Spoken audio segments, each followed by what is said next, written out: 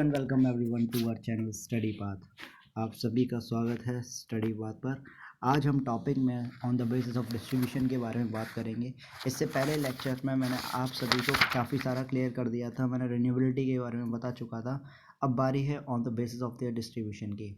देखिए, बहुत सारे जो रिसोर्सेज होते हैं, रिसोर्सेज को हम डिस्ट्रीब्यूशन बेसिस पर भी बांट सकते हैं। पहला है यूबिक्यूटस रिसोर्सेज। ये ऐसे रिसोर्सेज होते हैं जो हर जगह प्रेजेंट होते हैं, जैसे एयर, सनलाइट, वाटर। ये सारे रिसोर्सेज जितने भी होते हैं सभी जगह प्रेजेंट होते हैं।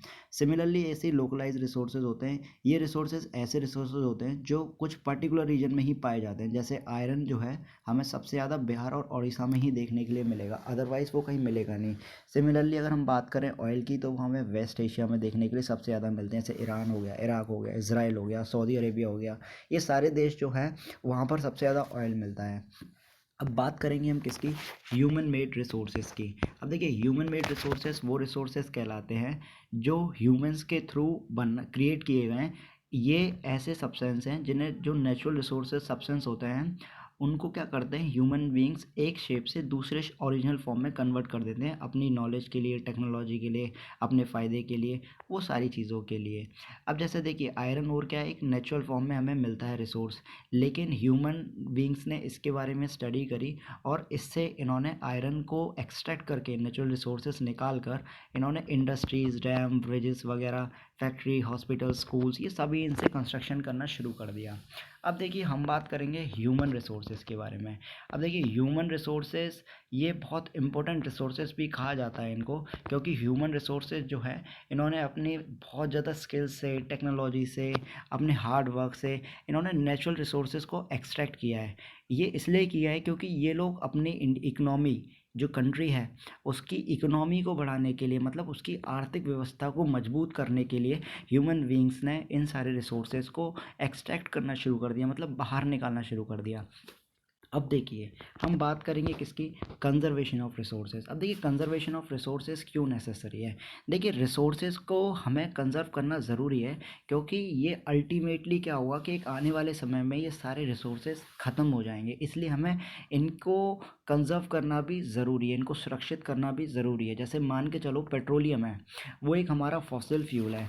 अगर हम उसको गलत तरीके से, आप जानते हो कि ये फॉसिल फ्यूल जो है प्लांट्स और एनिमल जो मिलियंस और बिलियंस ऑफ ईयर्स में जो दबे हुए थे, और वो दबने के बाद जो बरीड हो गए थे, उसके बाद अर्थ के अंदर इतना ज़्यादा हीट और प्रेशर होता है, उसकी वजह से ये पेट्रोलियम रिसोर्सेज में कन्वर्ट हुए।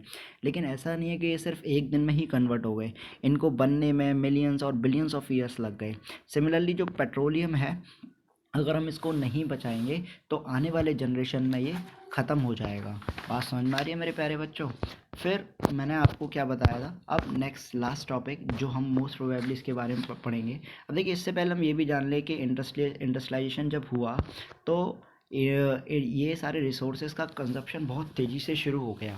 आपको पता है, जब 18 सेंचुरी के बाद 19 सेंचुरी, मिड 18 सेंचुरी से लेकर 19 सेंचुरी के बीच में इंडस्ट्रियलाइजेशन का बहुत तेज़ी से ग्रोथ हुआ, जिसमें आयरन का, पेट्रोलियम का भारी मात्रा में इस्तेमाल होना शुरू हो गया। और यदि हम इनको इस तरीके से आज की डेट में अगर हम इन्हें कंजर्व नहीं करेंगे तो आने वाले भविष्य में ये सारे रिसोर्सेज ख़त्म हो जाएंगे।